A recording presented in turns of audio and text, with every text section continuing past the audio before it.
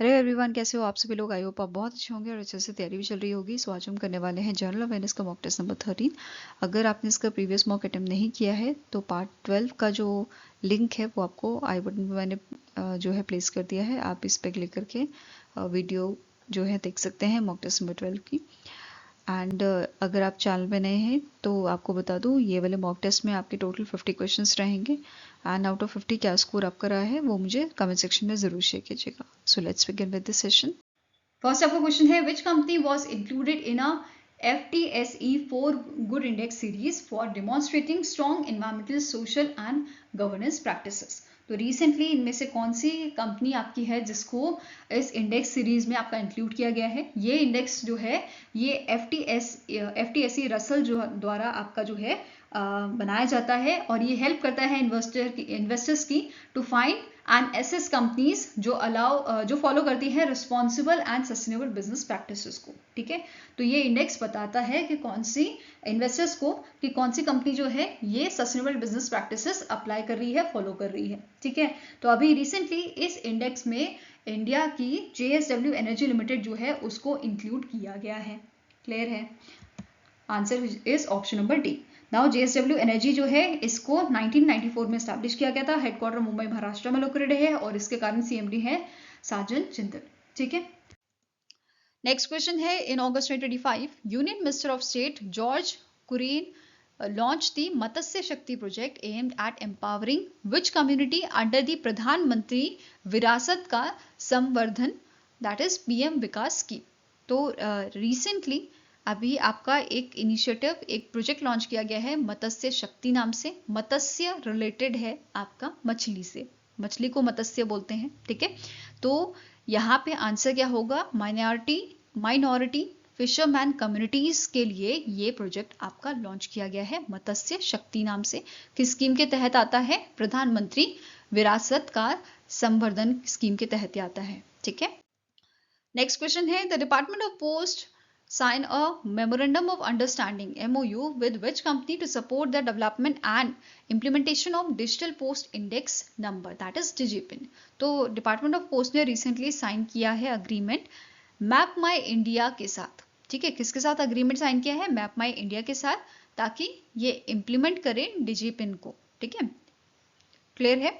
अब डिजिपिन क्या है? 10 कैरेक्टर अल्फान्यूमेरिक कोड ये होता है जो बेसिकली हमारा जो एड्रेस है उसको एग्जैक्ट बनाने में हमारी मदद कर रहा है। ठीक है, अब डिजिपिन जो है इसे डेवलप किसने किया है? डिपार्टमेंट ऑफ पोस्ट ने in collaboration with IIT Hyderabad and national remote sensing centre, Indian space research organisation. ठीक है, अब यहाँ पे इसको लॉन्च कहाँ किया गया है? त्रिवेंद्रपुरम केरला में लॉन्च किया गया है। 1 साल का ये प्रोजेक्ट है और इसका मेन एम क्या है? एम्पावर करना है माइनॉरिटी फिशरमैन कम्युनिटीज को। ठीक है, अब इस इवेंट में ministry of minority affairs and Indian council of agriculture research, central marine fisheries research institute जो है इन्होंने MOU साइन किया है इस स्कीम को इम्प्लीमेंट करने के लिए विजहिंजम रीजनल सेंटर में। ठीक है, अब मत्स्य शक्ति जो है ये आपका एक ट्रेनिंग प्रोग्राम है जहां पे ट्रेनिंग प्रोवाइड की जाएगी 690 कैंडिडेट्स को, जिसमें से 270 को non traditional fisheries based skills सिखाए जाएंगे, जिसमें से 90 जो है, ठीक है, 270 में से 90 जो है इनको फिश हैचरी प्रोडक्शन के तहत यहाँ पे ट्रेनिंग प्रोवाइड की जाएगी। 180 को basics of cage cultural fish farming सिखाई जाएगी। ठीक है, इसके अलावा 420 वुमेन्स जो हैं उनको यहाँ पे ट्रेनिंग प्रोवाइड की जाएगी leadership and entrepreneurship development programmes के लिए। ठीक है, नाउ PM विकास स्कीम की बात करें 2022 में से लॉन्च किया गया था और इस स्कीम में इंटीग्रेट किए गए थे 5 स्कीम जो आपको पूछे जा सकते हैं। सीखो और कमाओ, ठीक है, दूसरा है नई मंजिल, तीसरा है नई रोशनी, उस्ताद हमारी धरोहर, इनको इंटीग्रेट किया गया था। ठीक है, नाउ नेक्स्ट क्वेश्चन है consider the following statements regarding the Annual Survey of Industries that is ASI 2023-2024 published by the Ministry of Statistics and Program Implementation। तो recently Annual Survey of Industries 2023-24 का publish किया गया है। इसके बारे में पहले देखेंगे फिर क्वेश्चन पे आएंगे। ठीक है, तो ये जो सर्वे है ये कौन कंडक्ट करवाता है? Ministry of statistics and programme implementation इसे कंडक्ट करवाती है। और अभी जो आपका सर्वे लॉन्च किया गया है, एनुअल सर्वे ऑफ इंडस्ट्रीज, ये आपका अक्टूबर 2024 से जून 2025 तक ये कंडक्ट किया गया था। ठीक है, इस सर्वे में सारी फैक्ट्रीज जो रजिस्टर की गई हैं फैक्ट्रीज एक्ट 1948 के तहत, ठीक है, एम्प्लॉय जिसमें आपके जो एम्प्लॉय हैं वो 10 हैं या मोर देन 10 वर्कर्स हैं विद पावर, और 20 और मोर वर्कर्स विदाउट पावर, ये इसमें आपके इंक्लूड किए गए हैं। साथ में ही ये जो सर्वे है ये इसका काम क्या होता है? ये इवैल्यूएट करता है क्रिटिकल इंडिकेटर्स को, जैसे number of factories, worker size क्या है, वर्कफोर्स साइज क्या है, fix capital investment, production output क्या है, ग्रॉस वैल्यू एडेड क्या है। तो ये सब पे ये आपके इवैल्यूएशन करता है। ठीक है, अब इस सर्वे के अकॉर्डिंग अगर हम स्टेट वाइज बात करें तो नंबर ऑफ फैक्ट्रीज जो आपकी हैं वो कहाँ पे ज़्यादा है? तमिलनाडु में, फॉलोड बाय गुजरात, महाराष्ट्र, उत्तर प्रदेश, आंध्र प्रदेश। ठीक है, टॉप 5 स्टेट्स यहाँ पे हैं। फिक्स्ड कैपिटल की कैटेगरी में बात करें तो टॉप किया है यहाँ पे गुजरात ने, followed by Maharashtra, Tamil Nadu, Odisha and Karnataka. Then आपके एम्प्लॉयमेंट की यहाँ पे बात हो रही है तो इसमें टॉप किया है तमिलनाडु ने, followed by Gujarat, Maharashtra, Uttar Pradesh and Karnataka. Output में टॉप किया है गुजरात ने, followed by Maharashtra, Tamil Nadu, Haryana and UP. Then gross value added की बात करें तो टॉप किया है Maharashtra, Gujarat, followed by Gujarat, Tamil Nadu, Karnataka and UP. ठीक है, तो ये आपका स्टेट वाइज था। अब बात करेंगे यहाँ पे हम इंडस्ट्रीज वाइज। ठीक है, तो टोटल नंबर ऑफ फैक्ट्रीज की बात करें तो इसमें टॉप किया है फूड प्रोडक्ट्स ने, then non metallic mineral products ने, followed by textile, fabricated metal products and rubber and plastic products. ठीक है, फिक्स कैपिटल में टॉप किया है basic metal, followed by coke and refined petroleum products, chemical and chemical products ने, food, उसके बाद आता है आपका food products, then non metallic mineral products. ऐसे ही total number of person engage में फूड प्रोडक्ट्स में टॉप किया है टेक्सटाइल सेकंड नंबर पे, थर्ड पे आपका बेसिक मेटल है। आउटपुट में बेसिक मेटल ने टॉप किया है, देन फूड प्रोडक्ट्स आता है, Coke and refined petroleum products आपका थर्ड पे आता है। ऐसे ही जीवीए की बात करें, ग्रॉस वैल्यू एडेड की, तो इसमें टॉप किया है बेसिक मेटल ने, then motor vehicles, trailer and semi trailers ने, chemical and products, chemical products ने थर्ड नंबर पे यहाँ पे अपनी जगह बनाई है, followed by food products and pharmaceutical, medical, chemical and botanical products. ठीक है, अब क्वेश्चन पे आते हैं। नाउ क्वेश्चन क्या कह रहा है आपका? Consider the following statements regarding the annual survey of industries 2023-2024 published by the ministry of statistics and programme implementation. तो पहला स्टेटमेंट यहाँ पे है कि Tamil Nadu recorded the highest number of factories and persons employed in the manufacturing sector. Next आता है Maharashtra ranked first in terms of a GVA, gross value added, in financial year 2024. Then Gujarat topped the list under the fixed capital category, followed by Maharashtra and Tamil Nadu.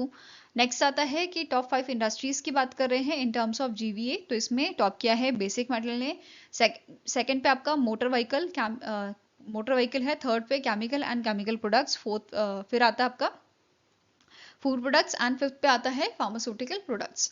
Next statement कह रहा है इन terms of employment top किया है यहाँ पे तमिलनाडु ने, and it is followed by Gujarat and Maharashtra. तो सारे पॉइंट्स यहाँ पे आपके जो है ये करेक्ट हैं।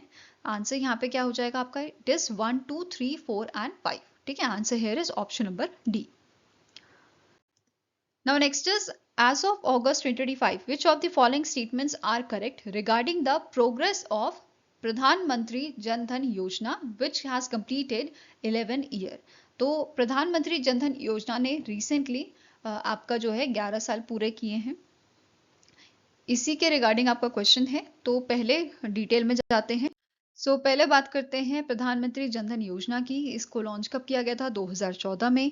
नोडल मिनिस्ट्री आपकी है department of financial services under ministry of finance. ठीक है, स्लोगन आपका है मेरा खाता भाग्य विधाता। ठीक है, ये इसकी स्लोगन है, ये इसकी टैगलाइन है। ठीक है, अब इसके अंदर क्या क्या बेनिफिट्स हैं वो देखते हैं। जैसे यहाँ पे इंडियन सिटीजन जो हैं वो basic saving bank deposit account जो है वो ओपन करा सकता है। ठीक है, इसमें कोई मिनिमम बैलेंस आपको नहीं मेंटेन करना है। ठीक है, साथ में ही यहाँ पे ट्रांजैक्शन आप ब्रांचेस के थ्रू कर सकते हो, मतलब ब्रांच में जाके पैसे निकाल सकते हो, ATM से कर सकते हो या बिजनेस कॉरेस्पॉन्डेंट से कर सकते हो। ठीक है, बैंक मित्र जिन्हें बोलते हैं।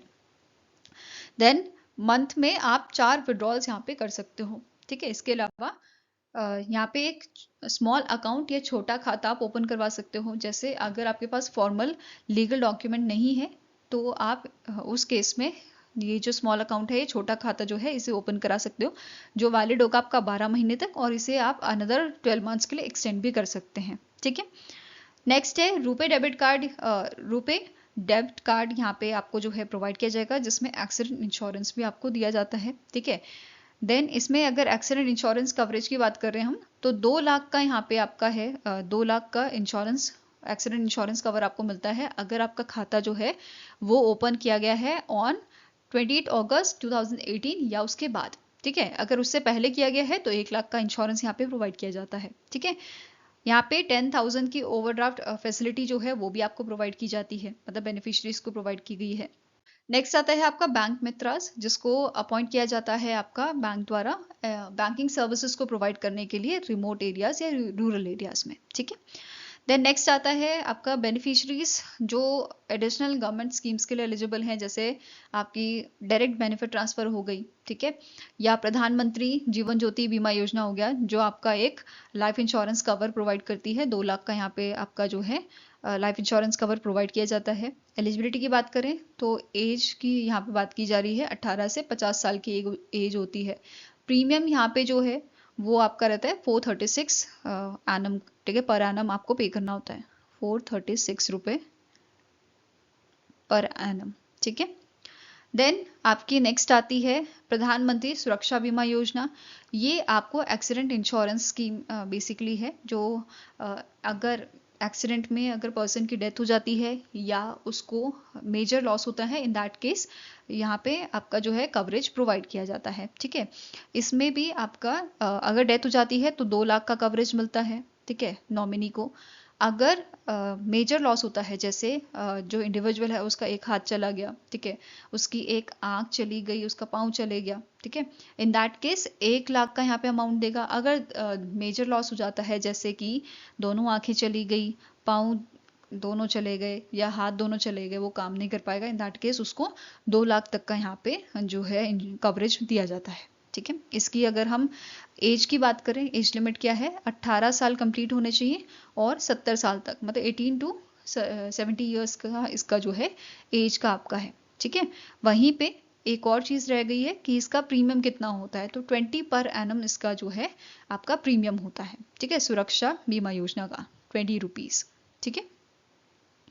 नाउ इसके अलावा अटल पेंशन योजना जो है, फिर मुद्रा स्कीम है, तो इसके लिए ये एलिजिबल है। ओके। नाउ नेक्स्ट बात करते हैं अचीवमेंट की, प्रधानमंत्री जनधन योजना स्कीम की। तो इस स्कीम ने जो लॉन्च फेज था उसी टाइम पे गिनीज वर्ल्ड रिकॉर्ड बनाया था, जिसमें नियरली 1.8 करोड़ बैंक अकाउंट आपके ओपन किए गए थे इन अ सिंगल वीक। ठीक है।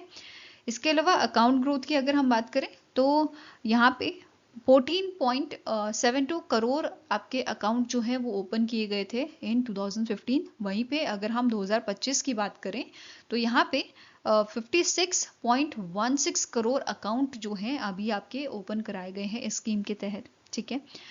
इसमें 67% जो है rural and semi urban area से बिलोंग करते हैं। वहीं पे 33% आपके अकाउंट जो हैं वो अर्बन और मेट्रो एरियाज में ओपन किए गए हैं, जिसमें से टोटल अगर हम बात करें 100 में से 56% जो अकाउंट्स हैं अंडर दी प्रधानमंत्री जनधन योजना, ये वुमेन्स के अकाउंट्स हैं, ऐसा यहाँ पे मेंशन किया गया था। इसके अलावा टोटल डिपॉजिट इसमें आपका अभी हो गया है 2,67,756 करोड़ का। ठीक है। एवरेज डिपॉजिट पर अकाउंट यहाँ पे आपका है 4,768 rupees. Okay, as of 13th August 2025। ठीक है।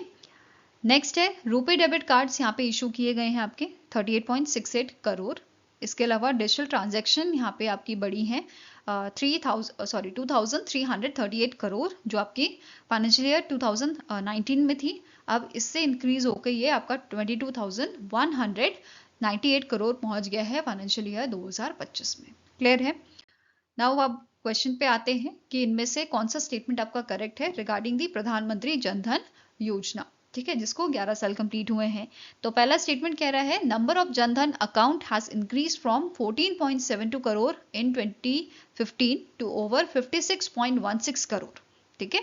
नेक्स्ट है about 67% of the accounts are in rural and semi-urban areas, whereas 33% are in urban and metro areas. Next है कि 56% जनधन अकाउंट जो हैं ये आपके विमेंस के हैं.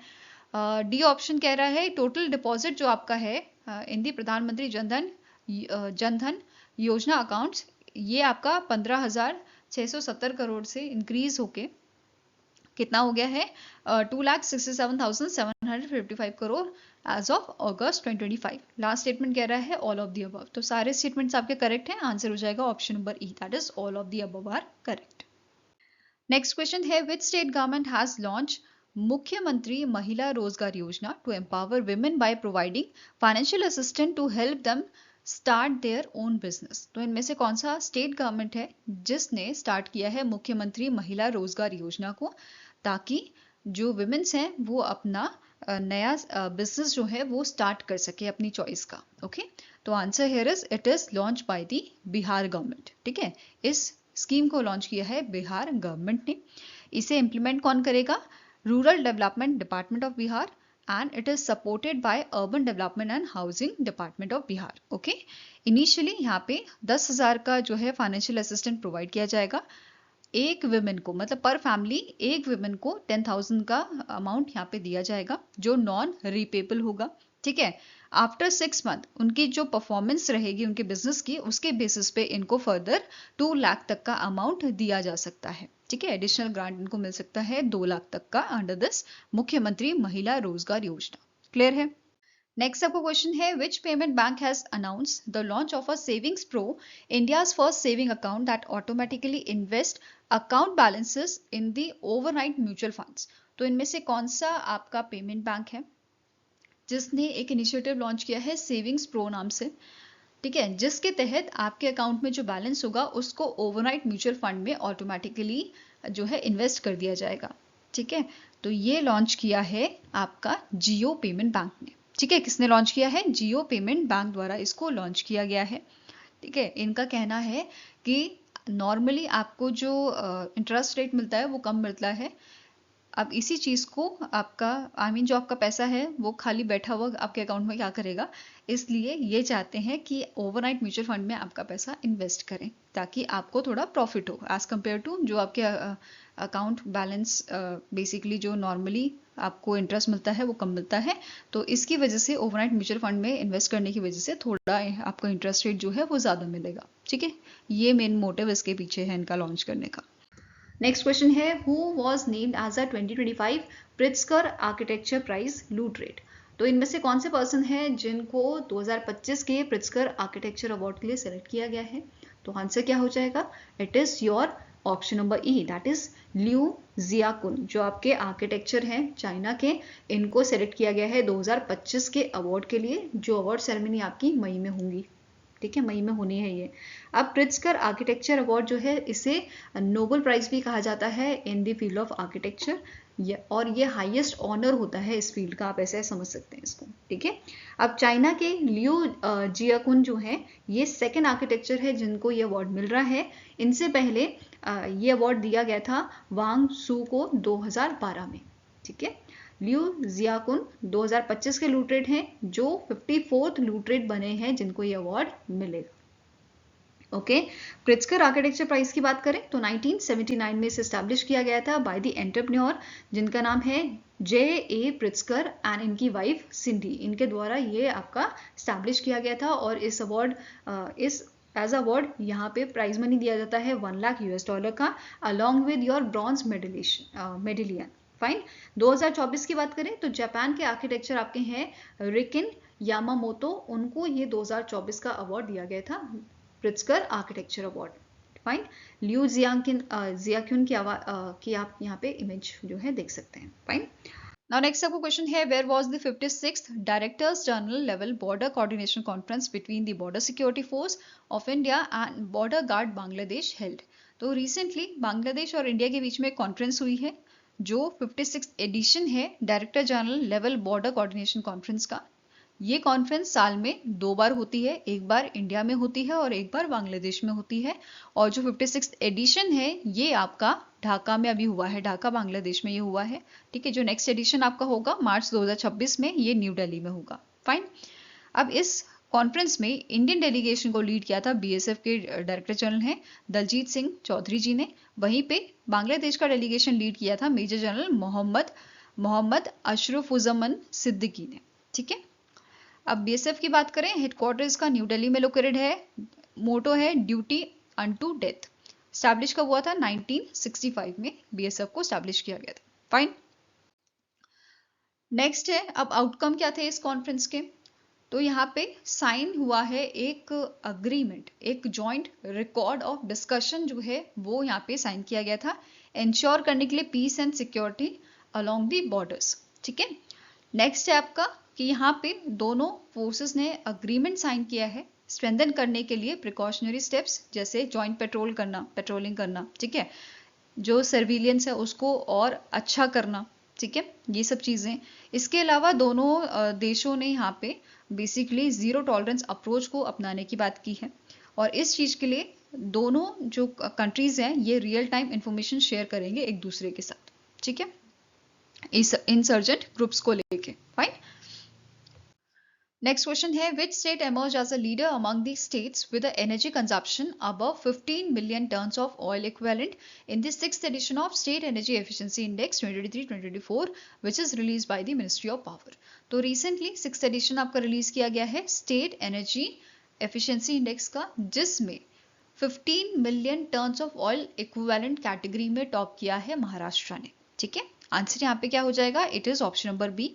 वहीं पे अगर हम बात करें आपके बाकी अदर ग्रुप्स की, हमने बात की अभी ग्रुप 1 की जिसमें 15 मिलियन टन्स ऑफ इक्विवेलेंट जो है इस कैटेगरी में टॉप किया है महाराष्ट्र ने। वहीं पे जो ग्रुप 2 आता है आपका, इसमें 5 to 15 million tons of oil equivalent होता है, इसमें टॉप किया है आपका आंध्र प्रदेश ने। देन ग्रुप 3 में टॉप किया है असम ने, और ग्रुप 4 में टॉप किया है त्रिपुरा ने।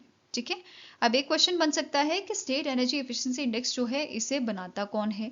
ठीक है, तो bureau of energy efficiency and alliance for energy efficient economy, ये दोनों ऑर्गेनाइजेशन इसको डेवलप करती हैं, प्रिपेयर करती हैं। ठीक है, अब यहाँ पे जो ये इंडेक्स है इस इंडेक्स में अगर हम बात करें परफॉर्मेंस कैटेगरी की, तो 4 टाइप की परफॉर्मेंस कैटेगरी आपकी होती हैं। एक होती है फ्रंट रनर जिसमें अबव 60% का क्राइटेरिया है, अचीवर्स होते हैं जिसमें 50 से 60% का रहता है, कंटेंडर्स होते हैं 30 to 50% एंड एस्पिरेंट होते हैं लेस देन 30%। ठीक है, तो अब यहाँ पे इन कैटेगरी पे बेस्ड आपके जो स्टेट्स हैं जिन्होंने टॉप किए हैं वो हैं फ्रंट रनर कैटेगरी में आंध्र प्रदेश, कर्नाटका, महाराष्ट्र, तेलंगाना, तमिलनाडु हैं।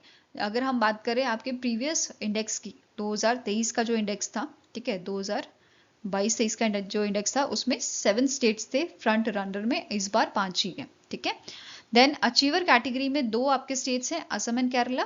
कंटेंडर में आए हैं हरियाणा, पंजाब, राजस्थान, उत्तर प्रदेश एंड उड़ीसा।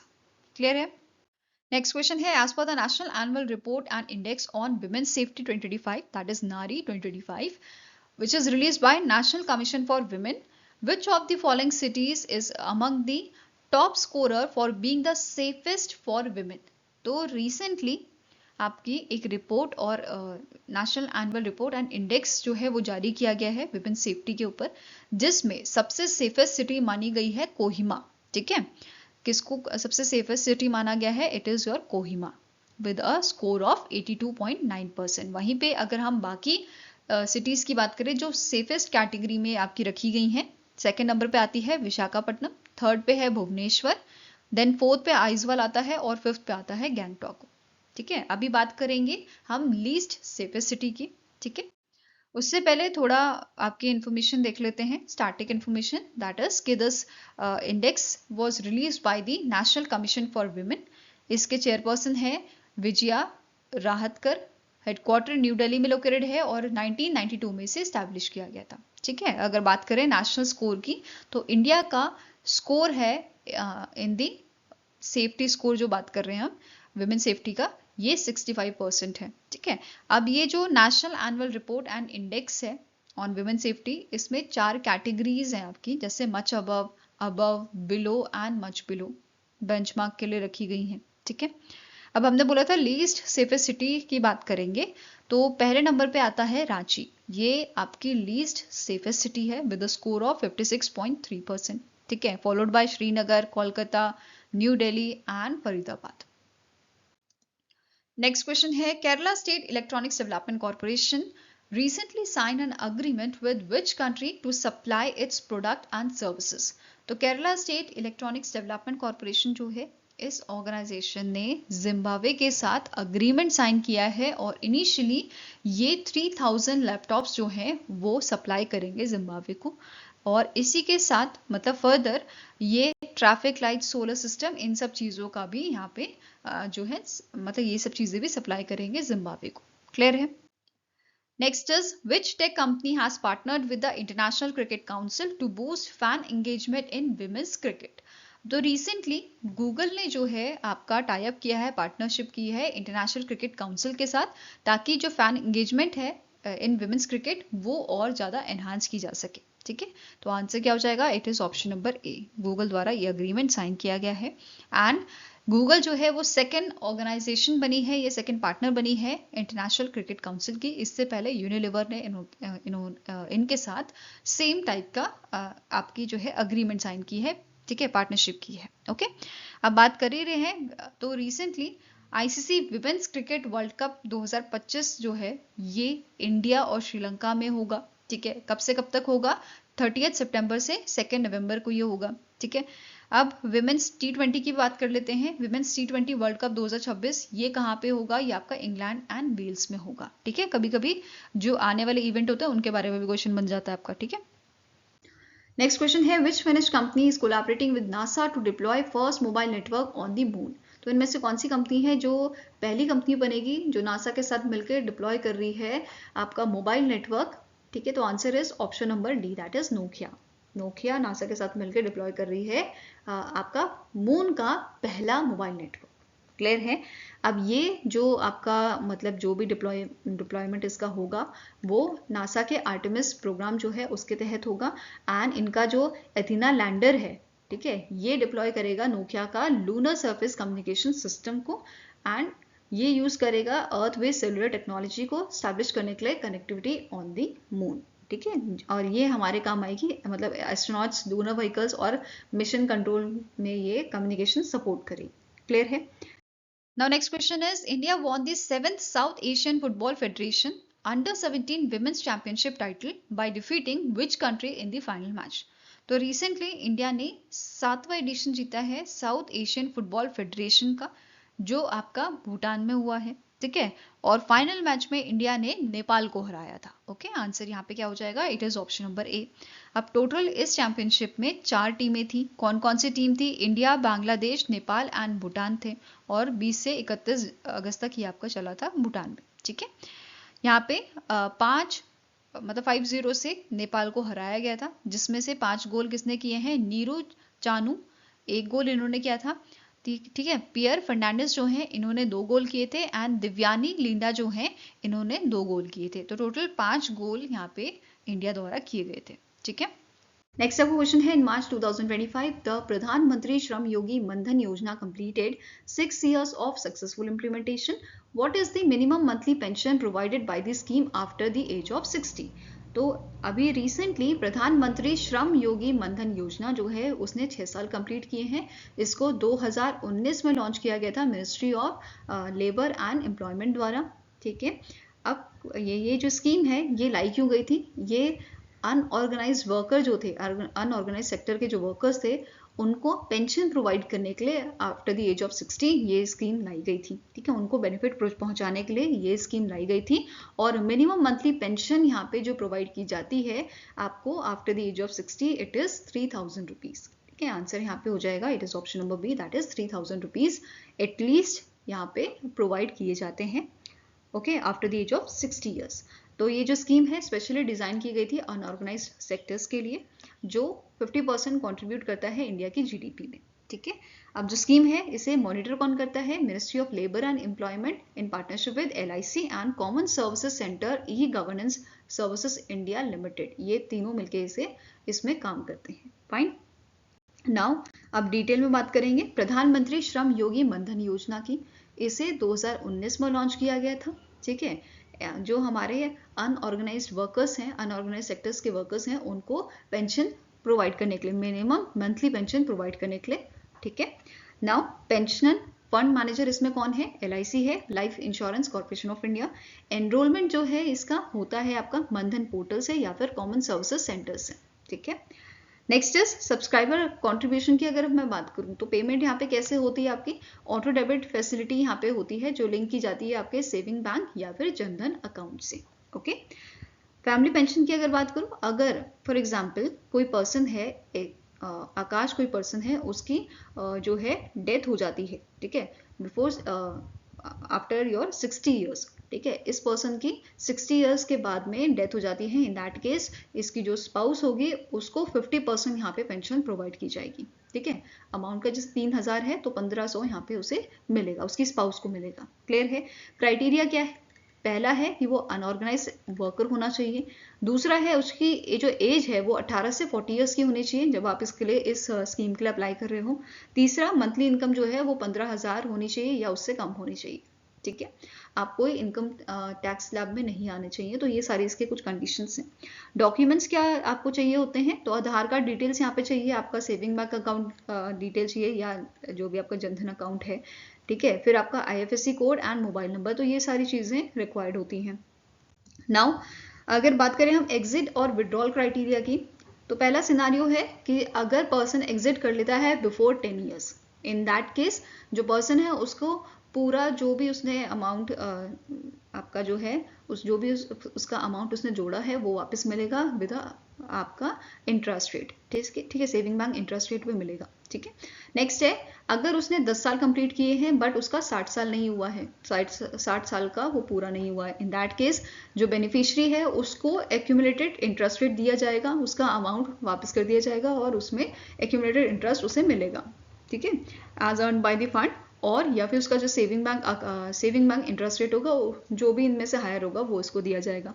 तीसरा केस आ जाता है कि डेथ हो जाती है बेनिफिशियरी की बिफोर 60 ईयर्स और परमानेंट डिसेबिलिटी उसको कोई आ जाती है which is caused by your accident, तो इन दैट केसेस यहाँ पे जो स्पाउस है बेनिफिशियरी की वो चाहे तो कंटिन्यू कर सकती है या तो वो विड्रॉ कर सकती है। अगर विड्रॉ करेगी तो अगेन उसको जो अमाउंट है वो वापस में यहाँ पे मिल जाएगा, ठीक है।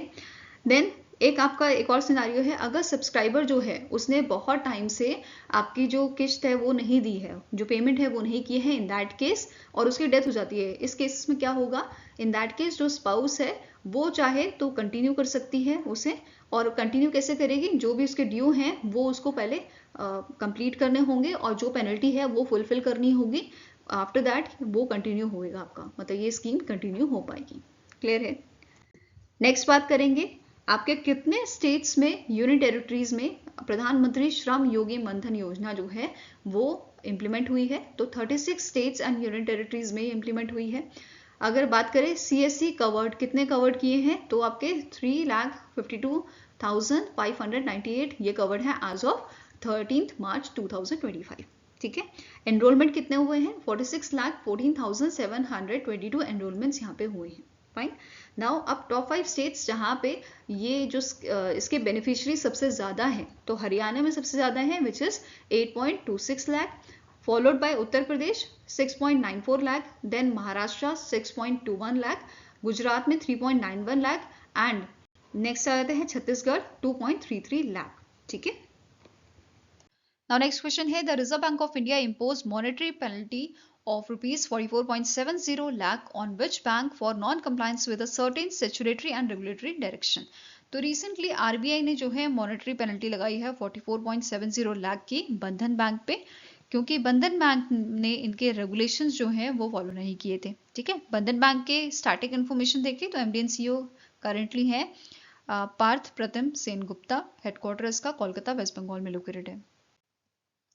नेक्स्ट क्वेश्चन है, which Indian institute of technology sign a MOU with Indian army simulator development division to set up the centre of excellence called Vigraha. तो रिसेंटली IIT जो है आपका, ठीक है। आईआईटी हैदराबाद जो है उन्होंने एमओयू साइन किया है इंडियन आर्मी के सिमुलेटर डेवलपमेंट डिवीजन के साथ सेटअप करने के लिए सेंटर ऑफ एक्सीलेंस जिसका नाम है विग्रह। तो answer is option number D, that is IIT Hyderabad. ठीक है। अब यहाँ पे एक क्वेश्चन बन सकता है विग्रह के ऊपर कि विग्रह का फुल फॉर्म क्या है। तो Vigraha stands for virtual intelligent ground breaking research in augmented reality, virtual reality and high tech application for Indian army. ये इसका फुल फॉर्म है, ये याद रखना। ठीक है। अब ये जो सेंटर ऑफ एक्सीलेंस सेटअप करने की यहाँ पे बात की गई है, ये इसका मेन फोकस क्या रहेगा? On the advance research and innovation in defence technology, जैसे आपका ऑग्यूमेंटेड रियलिटी, वर्चुअल रियलिटी हो गया। ठीक है। आर्टिफिशियल इंटेलिजेंस, रोबोटिक्स, इनमें इसका मेन फोकस रहेगा। और ये दोनों ऑर्गेनाइजेशन जॉइंटली जो है एकेडमिक प्रोग्राम्स यहाँ पे स्टार्ट करेंगे। ठीक है। जो ये सेंटर ऑफ एक्सीलेंस है ये लॉन्च करेगा training and certification programme in emerging technology and internship opportunities ये प्रोवाइड करेंगे आपके आईआईटी हैदराबाद के स्टूडेंट्स को। ठीक है। कि ये इंडियन आर्मी के सिमुलेटर डेवलपमेंट डिवीजन में जो है बेसिकली इंटर्नशिप अपॉर्चुनिटी इनको प्रोवाइड की जाए। ठीक है। नेक्स्ट क्वेश्चन है which bank has launch a project called project hawk to support Indian air force veterans and their families. तो रिसेंटली एचडीएफसी बैंक द्वारा ये आपका लॉन्च किया गया है। ठीक है। प्रोजेक्ट हॉक इसका नाम है। और किसने लॉन्च किया है? एचडीएफसी बैंक द्वारा इसको लॉन्च किया गया है सपोर्ट करने के लिए पेंशनर्स, वेटनर एंड देयर फैमिलीज। ठीक है। प्रोजेक्ट हॉक जो है हवाई अनुभव कल्याण केंद्र सर्विंग दोज हु हैव सर्व, तो ये इसका फुल फॉर्म है। ठीक है। इसके तहत 25 सेंटर्स जो है वो स्टैब्लिश किए जाएंगे अक्रॉस इंडियन एयरफोर्स यूनिट्स, जैसे बेंगलुरु, आपके गुरुग्राम, पुणे, महाराष्ट्र, देन सिकंदराबाद, गुवाहाटी, जोधपुर जैसी जगहों पे ये आपके सेंटर्स स्टैब्लिश किए जाएंगे। ठीक है। एंड ये एक्सेस प्रोवाइड करेगा over 500 government to citizen and business to customer services का। ठीक है। साथ में ही ये जो एचडीएफसी बैंक है इसने कोलैबोरेट किया है सीएससी एकेडमी के साथ for offering the skill development programmes under your Parivartan programme, जो बेसिकली फोकस करता है फाइनेंशियल प्रोडक्ट्स एंड सर्विसेज में for empowering Indian air force veterans and their families. Okay. Now HDFC bank की बात करें, इसके सीईओ करंटली है शशिधर जगदीशन। हेडक्वार्टर लोकेटेड है मुंबई महाराष्ट्र में और इसकी शुरुआत की गई थी 1994 में। ठीक है। नेक्स्ट क्वेश्चन है which states government recently renamed Jagiroad electronic city to a Ratan Tata electronic city. तो इनमें से कौन सा स्टेट गवर्नमेंट है जिन्होंने रीनेम किया है जगी रोड इलेक्ट्रॉनिक सिटी को to the Ratan Tata electronic city to honour the Ratan Tata ji? तो आंसर आपका हो जाएगा that is it is done by the Assam government. ठीक है। किसने ये चेंजेस किए हैं? असम गवर्नमेंट द्वारा किए गए हैं to honour the contribution of Ratan Tata ji and Ratan मतलब टाटा ग्रुप। ओके। नेक्स्ट आपको क्वेश्चन है according to the Coursera report titled closing the gender gap in a gen AI skills, which country has emerged as a global leader in a gen AI? Gen AI is your generative artificial intelligence. तो gen AI adoption with a 1.3 million enrollment in 2024। तो एक report जारी की गई है closing the gender gap in a gen AI skill। ठीक है। इसमें इस रिपोर्ट के अकॉर्डिंग इंडिया जो है, India is emerge as a global leader, मतलब सबसे ज्यादा एनरोलमेंट जो देखी गई है आपकी जेन एआई एडॉप्शन में ये देखी गई है इंडिया से। ठीक है। आंसर यहाँ पे हो जाएगा आपका ऑप्शन नंबर बी। इसके अलावा कुछ और हम यहाँ पे टर्म्स देख लेते हैं, जैसे इंडिया, अगर हम बात करें फीमेल जेन आई एडॉप्शन की, जेन आई पार्टिसिपेशन की, तो इन टर्म्स ऑफ फीमेल सेकेंड नंबर पे इंडिया रहा है। ठीक है। ग्लोबली वहीं पे बाकी आपकी जो है टर्म्स देख लेते हैं, जिसमें जेन एआई स्किल्स जेंडर गैप की हम बात करेंगे। जैसे जेंडर डिस्पैरिटी की यहाँ पे अगर बात करें तो ग्लोबली विमेंस की बात यहाँ पे की जा रही है कि women's account for 32% of a total gen AI enrolment. अगर 100 हो रहे हैं एनरोलमेंट तो 100 में से 32 आपके विमेंस के हैं। ठीक है। ऐसा यहाँ पे बोला गया है, जिसमें से इंडिया का जो कंट्रीब्यूशन है वो है 29.6% का। इसके अलावा gender gap in gen AI skills, जो सबसे कम स्मॉल गैप हमें देखने को मिल रहा है, कौन सी कंट्रीज में देखने को मिल रहा है? It is Uzbekistan 49.7%, followed by Ecuador, then चेक रिपब्लिक एंड कोलंबिया। तो ये ऐसी कंट्रीज हैं जहाँ पे हमें जो आपका जेंडर गैप है एआई स्किल्स में, जेन एआई की स्किल्स में, वो कम देखने को मिला है। वहीं पे ऐसी कंट्रीज जहाँ पे बहुत ज़्यादा गैप है, जैसे आपकी पाकिस्तान हो गई, इजिप्ट हो गई, इसराइल, यूएई, तो ये जहाँ पे लार्जेस्ट गैप हमें देखने को मिला है।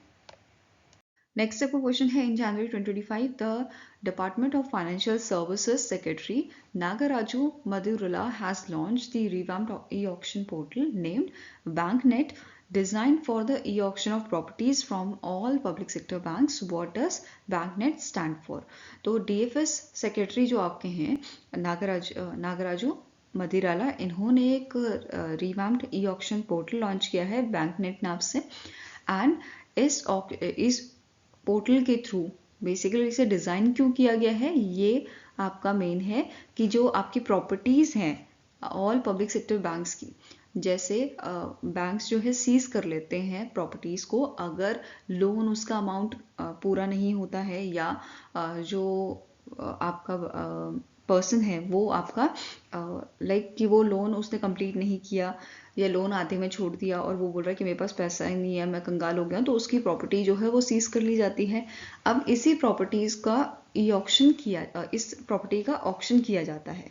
तो बेसिकली यहाँ पे एक पोर्टल लाया गया है जहाँ पे बायर और इन्वेस्टर इस पोर्टल के थ्रू जो है देख सकते हैं, एक्सप्लोर कर सकते हैं कौन कौन सी प्रॉपर्टीज़ हैं और बैंक जो सेल कर रहा है, ठीक है, और कहाँ कहाँ पे ये ऑक्शन हो रहे हैं। तो इसकी जानकारी इस पोर्टल के थ्रू इन्वेस्टर्स को या बायर्स को जो है मिल जाएगी, ठीक है। उस पर्पज से इसे लॉन्च किया गया है।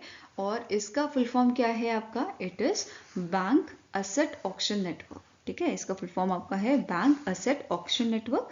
तो answer here is option number D, ठीक है।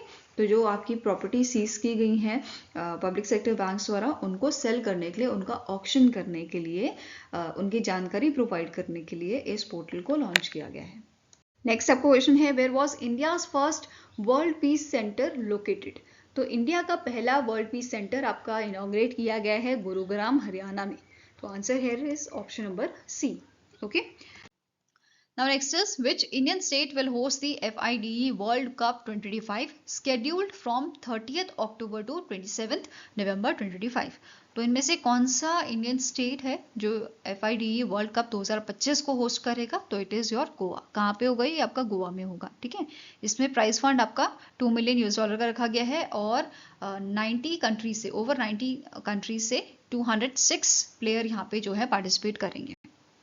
Next question है, which organization in collaboration with the IIT Madras launched India's first learning accelerator to empower educators and students with the AI tools and training? तो recently आपका OpenAI जो है, इन्होंने IIT Madras के साथ कोलैबोरेशन किया है एंड यहाँ पे कमिटमेंट किया गया है OpenAI द्वारा कि ये $5 लाख का अमाउंट जो है, जो फंड है, वो IIT मद्रास को देंगे। किस चीज़ के लिए? Long term research on AI impact on teaching and learning outcomes and cognition के लिए, ठीक है। 5 साल के लिए ये अमाउंट दिया गया है, ठीक है, रिसर्च करने के लिए, ओके। नाउ OpenAI की बात करें, इसके करंट CEO हैं सैम एल्टमैन, हेडक्वार्टर कैलिफोर्निया में है और इसे 2015 में आपका एस्टैब्लिश किया गया था। Fine. Now next is, OpenAI ने, अभी हमने पढ़ा कि 5 साल के लिए इन्होंने जो है फंड यहाँ पे कमिट किया है। इसके अलावा OpenAI जो है अपना फर्स्ट ऑफिस ओपन करेगा इंडिया में इस साल के अंत तक, ठीक है, 2025 में, ऐसा बोला गया है।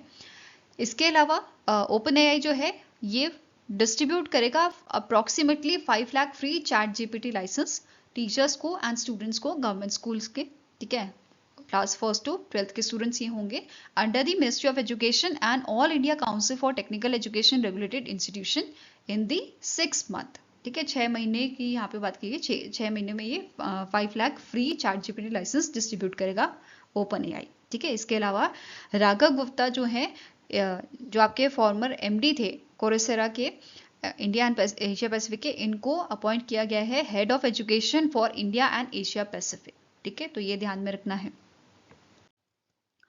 In August 2025, the Department of Animal Husbandry and Dairying released India's first comprehensive national guidelines and standard operating procedure for animal blood transfusion and blood banks. Which of the following statement is incorrect regarding the guideline? तो recently जो Department of Animal Husbandry and Dairying है, इन्होंने जो है guidelines and standard operating procedure यहाँ पर आपके launch किए हैं animal blood transfusion and blood banks के लिए। क्या ये आपके गाइडलाइंस है वो देखते हैं। पहला स्टेटमेंट आपका कह रहा है कि जो गाइडलाइन है ये मैंडेट करती हैं, मतलब ये मैंडेटरी करती हैं the establishment of a state regulated veterinary blood banks with a biosafety compliant infrastructure. ठीक है, दूसरा कह रहा है blood typing and cross matching are optional practices depending on the animals breed and age. Next है donor eligibility criteria includes health status, vaccination, age, weight and disease screening. Next कह रहा है the guidelines promote voluntary non remunerated donations with a informed consent as per the donor rights charter. Next है one health principle are integrated to address zoonotic risk management.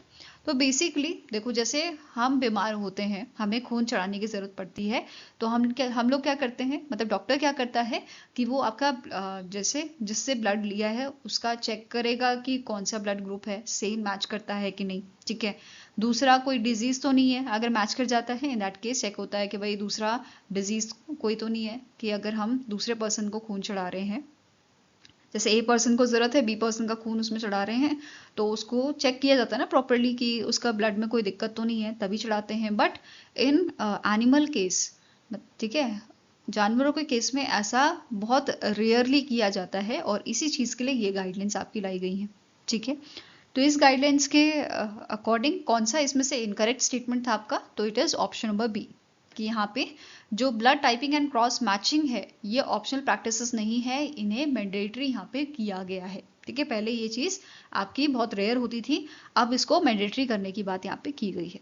ठीक है, next आपको question है who has been appointed as a new managing director of a solar energy corporation of India by appointments committee of cabinet. तो ACC ने इनमें से कौन से शख्स हैं जिनको एमडी बनाया है solar energy corporation of India का, तो इनका नाम आपका है आकाश त्रिपाठी, और इन्होंने सक्सीड किया है संतोष कुमार सारंगी को।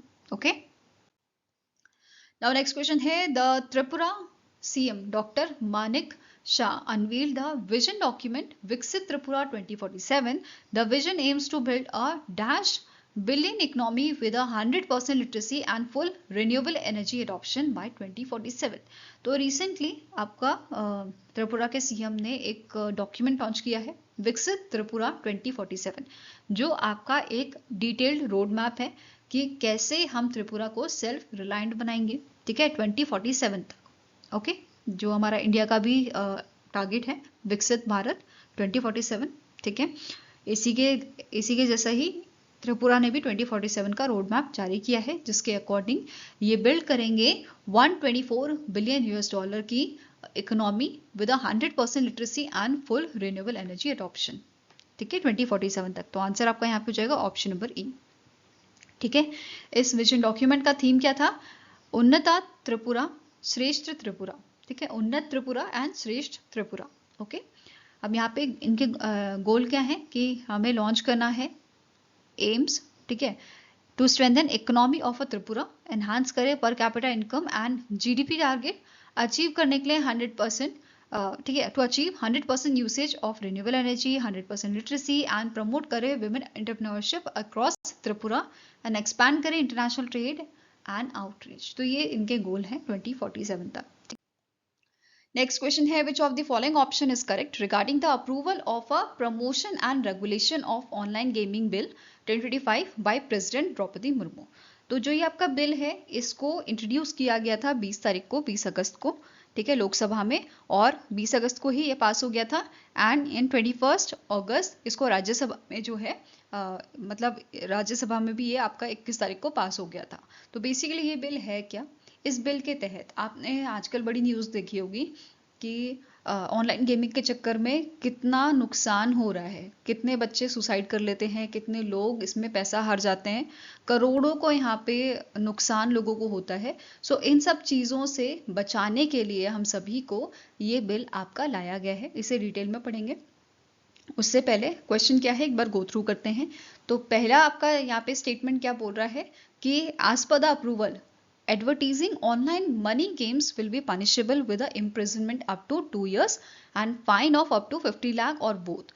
अगर एडवर्टीजमेंट यहाँ पे होता है ऑनलाइन मनी गेम्स का, इन दैट केस वो आप में मतलब उसको एज अ पनिशमेंट यहाँ पे इम्प्रिजनमेंट हो सकती है 2 साल की, और 50 लाख का फाइन भी यहाँ पे लगाया जा सकता है, या फिर दोनों ही चीज़ यहाँ पे आपकी लगाई जा सकती हैं अकॉर्डिंग टू दी कंडीशन, मतलब जो भी कंडीशन होगी उसके बेसिस पे ये सब चीज़ें करी जाएंगी। दूसरा स्टेटमेंट कह रहा है facilitating financial transaction for such services will be punishable with imprisonment of up to 3 years and fine यहाँ पे 1 करोड़ का लगाया जाएगा, या फिर दोनों एक साथ भी इम्पोज किए जा सकते हैं।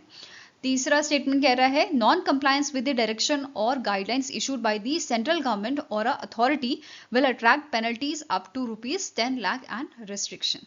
तो अगर यहाँ पे नज़रअंदाज किया जाता है गाइडलाइंस को, डायरेक्शंस को गवर्नमेंट की, इन दैट केस यहाँ पे अप टू 10 लाख की पेनल्टीज लगाई जा सकती हैं और रेस्ट्रिक्शंस भी लगाए जा सकते हैं। नेक्स्ट स्टेटमेंट आपका कह रहा है both A and B and last is all A B and C are correct. ठीक है, तो लास्ट स्टेटमेंट आपका करेक्ट है कि तीनों स्टेटमेंट जो आपको प्रोवाइड की गई हैं दे ऑल आर करेक्ट। ठीक है, नाउ अब बात करते हैं इस बिल की, promotion and regulation of online gaming bill 2025। ये जो हमारा बिल है, ठीक है, ये बेसिकली डिवाइड करता है ऑनलाइन गेम्स को 3 टाइप में, जैसे ई स्पोर्ट हो गया, ऑनलाइन सोशल गेम्स हो गया एंड ऑनलाइन मनी गेम्स हो गया। ठीक है, सो बेसिकली जो यहाँ पे रिस्ट्रिक्शन लगाने की बात की जा रही है वो फोकस कर रहा है आपका ऑनलाइन मनी गेम में, जहाँ पे हम लोगों से पैसा लिया जाता है और उसके बाद हमें लालच दिया जाता है कि बड़ा प्राइज आप जीतोगे। ठीक है, और उसके बेसिस पे बहुत सारे लोगों का जो है नुकसान हुआ है। ठीक है, नाउ अब यहाँ पे कुछ स्टेप्स हैं जो सेंट्रल गवर्नमेंट लेगी, ऐसा बताया जा रहा है। जैसे central government has taken following steps for recognition and development of e sports and online social games. ठीक है, ये चीज़ किसकी बात की जा रही है, ई स्पोर्ट और ऑनलाइन सोशल गेम्स के लिए एक मैकेनिज्म यहाँ पे क्रिएट किया जाएगा for registration of e sport and online social games. Then guidelines इसके लिए आपकी बनाई जाएंगी कि कैसे कंडक्ट करवाना है ई स्पोर्ट्स को, स्टैब्लिश किए जाएंगे आपके ट्रेनिंग एकेडमिक्स। ठीक है, इंसेंटिवाइज किया जाएगा promotion of e sports technology platforms को। तो ये सारी गाइडलाइंस है आपके ई स्पोर्ट और किसके लिए, ऑनलाइन सोशल गेम्स के लिए। नाउ अब यहाँ पे एक चीज बोली गई है कि एक अथॉरिटी आपकी जो है बनाई जाएगी जो डिटरमाइन करेगी, जो हमें बताएगी या जो क्लासिफाई करेगी, कैटेगराइज करेगी आपके स्पोर्ट्स को कि कौन सा स्पोर्ट्स जो है वो ऑनलाइन मनी गेम है। ठीक है, तो ये पावर एक अथॉरिटी को दी जाएगी। ठीक है, ऐसा बोला गया है। और ये यहाँ पे क्या बोला गया है, जो गवर्नमेंट है ये प्रिस्क्राइब करेंगे composition and terms and condition for appointments of the authority. तो ये सारा चीज गवर्नमेंट के हाथ में होगा। ठीक है, इसके अंदर कौन कौन से मेंबर होंगे, क्या क्या टर्म्स एंड कंडीशंस होंगी, वो सारी चीज कौन तय करेगा, गवर्नमेंट तय करेगी। ठीक है, इसके अलावा एक यहाँ पे पॉइंट बताया गया है कि अगर this bill empowers authorised officer to enter and search any place without warrant. अगर किसी, जैसे फॉर एग्जांपल कोई ऑर्गेनाइजेशन है और इन्हें गवर्नमेंट को लगता है कि वो इस टाइप का कुछ जैसे ऑनलाइन मनी गेम है, इस टाइप का कुछ काम कर रही है जिसमें बहुत लोगों का नुकसान हो रहा है, तो इन दैट केस यहाँ पे क्या बोला है, ये बिल पावर देता है ऑथराइज्ड ऑफिसर्स को कि वो बिना सर्च वारंट के कहीं भी सर्चिंग या उनके ऑफिस में छापा मार सकती है, बिल्डिंग्स में, व्हीकल्स में, इलेक्ट्रॉनिक रिकॉर्ड्स, मतलब ये सारी चीज़ें उन्हें बिना वारंट के ये पावर मिल जाती है कि वो कहीं भी सर्च जो है कर सकते हैं और किसी को भी अरेस्ट यहाँ पे कर सकते हैं। ठीक है, अगर कोई सस्पेक्ट दिखता है तो उसे अरेस्ट किया जा सकता है विदाउट वारंट। तो ये सब चीज़ें यहाँ पे बोली गई हैं। दूसरा यहाँ पे पेनल्टी की बात की गई है, अभी हमने पढ़ा ही था। ठीक है, offering online money gaming services will be punishable with imprisonment of up to 3 years और फाइन यहाँ पे 1 करोड़ रुपए का, या दोनों ही लिख सकते हैं। दूसरा, अगर एडवर्टीजमेंट करते हैं ये ऑनलाइन मनी गेम का, इन दैट केस 2 साल की आपकी सजा है और 50 लाख तक का फाइन है। ठीक है, अगर यहाँ पे फाइनेंशियल ट्रांजैक्शन हम प्रोवाइड कर रहे हैं ये भी पनिशेबल है, इसमें भी 3 साल की आपकी जो है जेल है और फाइन है आपका 1 करोड़ रुपए का। ठीक है, तो ये सारी चीजें यहाँ पे गवर्नमेंट द्वारा मेंशन की गई हैं और ये सारी चीजें मैंने पीआईबी से आपके लिए। ठीक है, नेक्स्ट है, अगर कोई इन गाइडलाइंस को फॉलो नहीं करता है, in that case civil penalty up to 10 lakh की यहाँ पे इम्पोज की जा सकती है, उस पर रेस्ट्रिक्शन लगाए जा सकते हैं, जैसे सस्पेंशन या कैंसिलेशन हो सकता है उसके रजिस्ट्रेशन का। ठीक है, ये क्लियर है। अब देखो ये जो बिल है इसका मेन एम क्या है, प्रोटेक्टिंग पीपल, सिक्योरिंग इंडिया। ये प्रिवेंट करेगा एडिक्शन को, it stops financial fraud, protects families, strengthen national security. तो ये इसका मेन एम है, प्रायोरिटी क्या है कि हम लोगों को प्रोटेक्ट करना। ठीक है, Next is, which company recently received final approval from SEBI to launch mutual fund business? तो सेबी ने इनमें से कौन सी कंपनी को अप्रूवल दिया है म्यूचुअल फंड बिजनेस लॉन्च करने के लिए? तो it is the wealth company, ठीक है, the wealth company asset management holding को ये अप्रूवल सेबी द्वारा दिया गया है, ठीक है। और अब ये इनका बेसिकली जो आपका म्यूचुअल फंड बिजनेस है ये the wealth company mutual fund से जाना जाएगा। Next is, under the MISHTI scheme which state became the national leader in mangrove afforestation by planting over 19,000 hectare of mangroves? तो इनमें से कौन सा स्टेट है जिसने सबसे ज़्यादा आपके मैनग्रोव प्लांटिंग जो है की है 19,000 हेक्टेयर में? तो आंसर आपका हो जाएगा इट इज़ डन बाय दी गुजरात। किसने की है? गुजरात ने की है। और अब बात करें अगर स्कीम की, जो आपका मिस्ट्री स्कीम है विच stands for mangrove initiative for shoreline habitats and tangible income, इसको लॉन्च किया गया था 2023 में by the government of India. और कब लॉन्च किया गया था? On the occasion of a environment day, ठीक है, एनवायरनमेंट डे के दिन इसे लॉन्च किया गया था, जो 5 जून को आपका ऑब्जर्व किया जाता है। फाइन। अब इसका मेन एम क्या था कि हमें मैनग्रोव फॉरेस्ट जो है वो इंक्रीज करना है, मैनग्रोव फॉरेस्ट का एरिया हमें बढ़ाना है coastal states and union territories में। और इसका 5 साल का हमारा एम क्या है मिस्ट्री स्कीम का, कि 540 स्क्वायर किलोमीटर का एरिया हमें इंक्रीज करना है। Okay, this scheme is implemented by which ministry? Ministry of environment, forest and climate change. Okay, next question है, which domestic bank traded 5 kilograms of gold at the India international bullion exchange in a GIFT City Gujarat, making it the first to do so? तो इनमें से कौन सा आपका पहला bank बना है जिसने 5 किलोग्राम का ट्रेड किया है गोल्ड का eight the India international bullion exchange?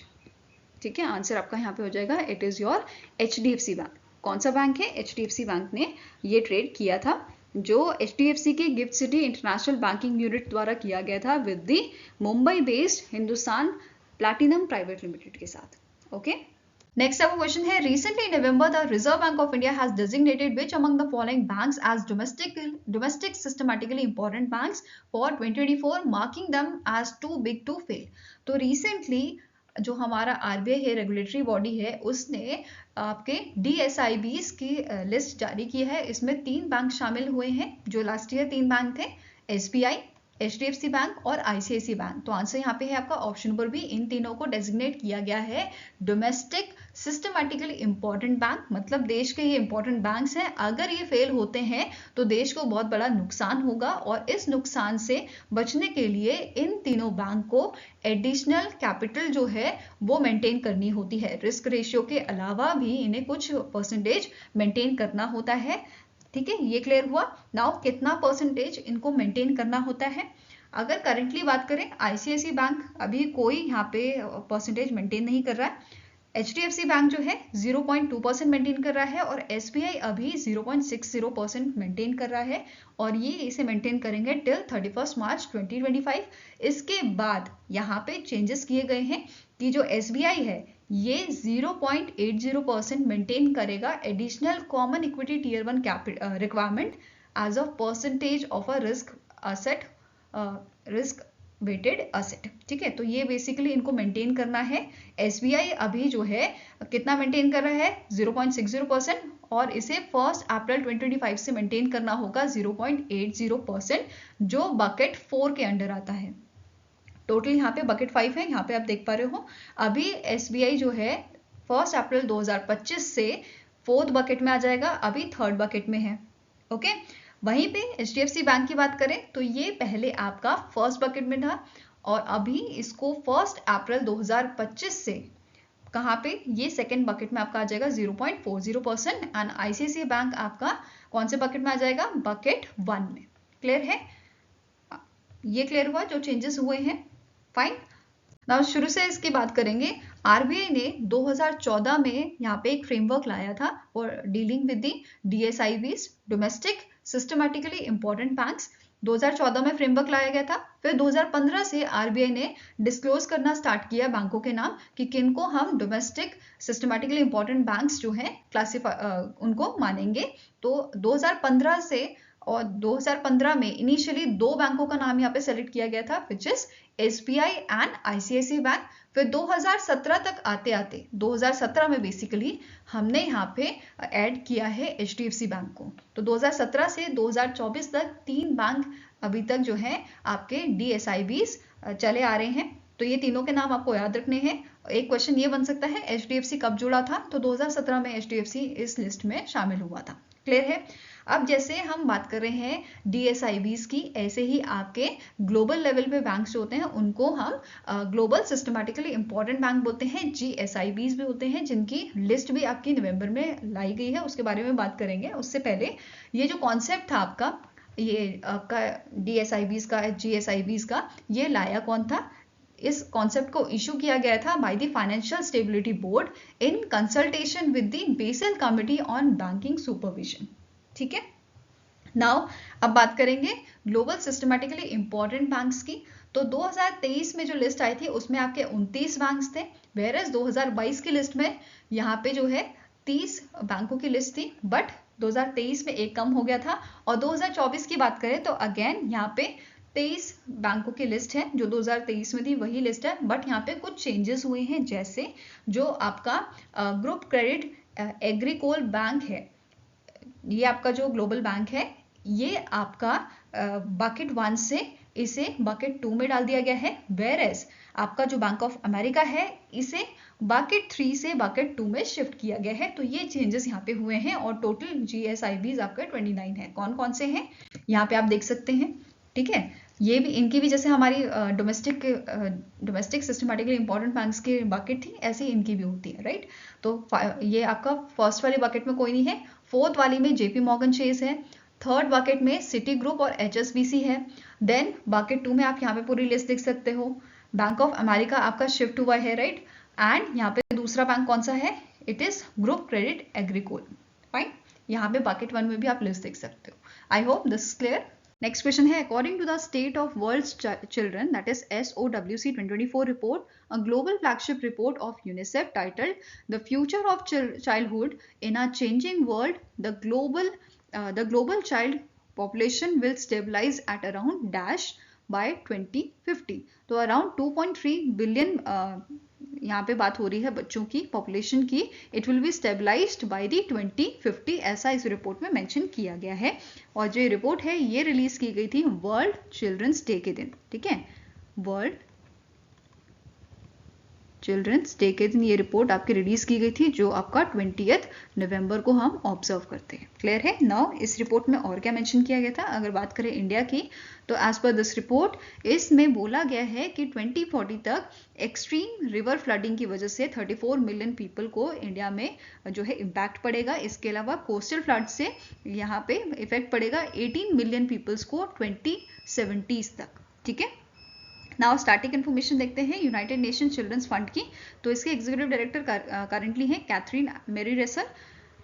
Headquarters का लोकेटेड है आपका न्यूयॉर्क USA में, and it established in the year 1946। इसके अलावा कुछ पॉइंट्स हैं आपके इंपॉर्टेंट हैं, जैसे as per this report south Asia में जो है सबसे ज्यादा आपके चाइल्ड पॉपुलेशन है, which is followed by eastern and southern Africa as well as the west and central Africa. Next point है, ग्लोबली जो न्यूबॉर्न सर्वाइवल रेट है ये हमारा बड़ा है। ठीक है, ग्लोबली ये कितना बड़ा है? 4% से बड़ा है as compare to 2000।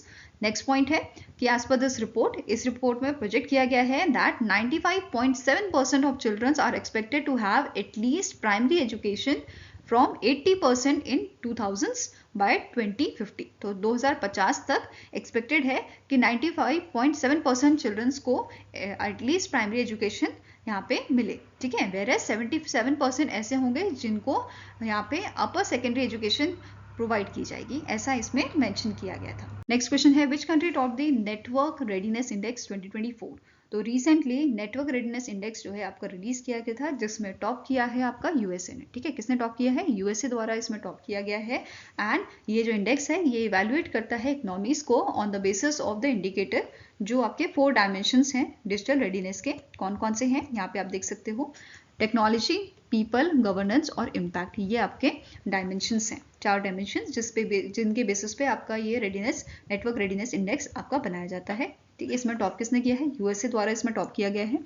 Then followed by Singapore second नंबर पे, देन फिनलैंड, स्वीडन और रिपब्लिक ऑफ कोरिया। ये आपके टॉप 5 कंट्रीज थी, ठीक है। एंड यूएसए ने इसमें थर्ड कंसेक्यूटिव ईयर जो है टॉप किया है इस रैंकिंग में। नाउ ये जो इंडेक्स है इसे पब्लिश किसने किया है? Portulans Institute and Said Business School at the University of Oxford, इसको रिलीज किया गया था, पब्लिश किया गया था, ठीक है। इसका थीम था building a digital tomorrow, public private investments and global collaboration for digital readiness. Now 2024 की जो रैंकिंग थी इसमें कुछ कंट्रीज आपकी न्यूली ऐड हुई हैं जिनका नाम है सेशल्स, सेरिया लियोन, देन आपका त्रिनिदाद एंड टोबैगो और लास्ट आपका यमन, ठीक है। ऐसे ही कुछ कंट्रीज एक्सक्लूड हुई हैं इससे, जिसका नाम है इस्वेतिनी, गैम्बिया, ग्विनिया, लेबनान एंड तजिकिस्तान। ये यहाँ से इस रैंकिंग में इस साल शामिल नहीं हुए हैं। क्लियर है? नाउ थोड़ी और इन्फॉर्मेशन देखते हैं। जो ये आपका इंडेक्स है ये हमें एक फ्रेमवर्क प्रोवाइड करता है इवेल्युएट करने के लिए what are the effects of information communication and technology on society and the development of nation.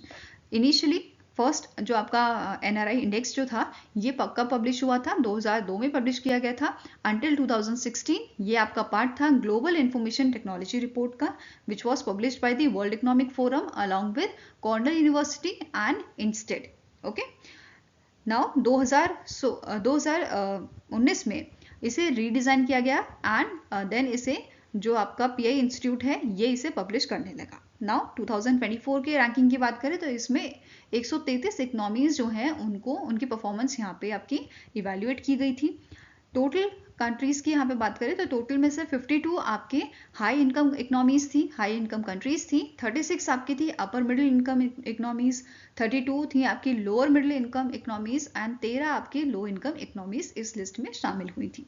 Now top 3 countries देखते हैं इन चारों आपके कैटेगरीज में।